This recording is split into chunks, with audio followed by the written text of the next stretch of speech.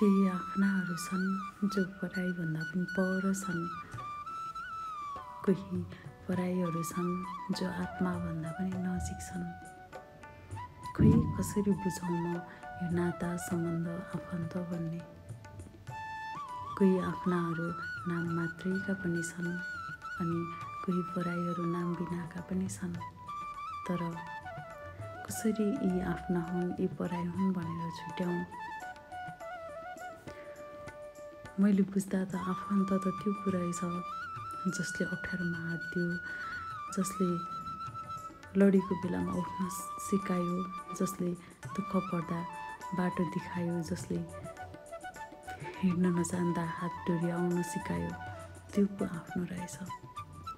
नामको आफन्त, नामका सम्बन्ध, नामका साइनोहरूले कहिले केही नगर्दा रहेछन्।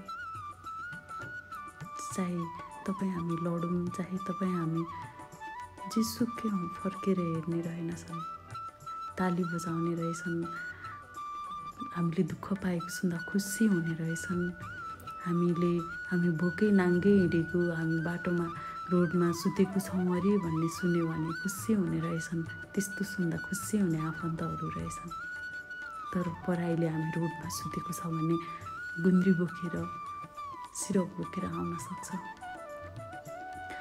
अनि खोइ कसरी आफन्तलाई आफ्नै हुन् भनेर भनौँ अनि पराईलाई चाहिँ पराई हुन् यी भनेर भनौँ। कसको व्यवहार कस्तो छ भनेर कसरी व्याख्या गरौँ?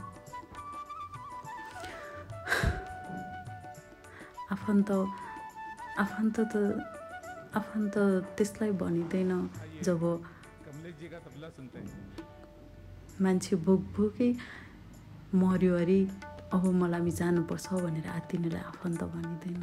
बरु ऊ भोकै भएको बेलामा केही खानेकुरा लिएर गयो भने त्यो मान्छे पराई होस् नाताको होस् जोसुकै होस् ऊ हो आफन्त, उसलाई आफन्त भनिन्छ।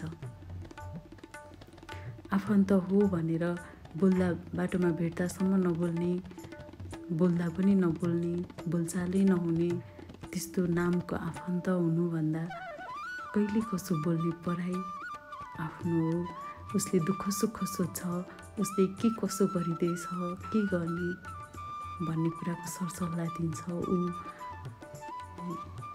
उसँग भएको आइडियाहरू सेयर गर्छ, उसले त्यो कुराहरू बुझ्छ, त्यसलाई आफ्नो भनिँदो रहेछ, आफन्त भनिँदो रहेछ।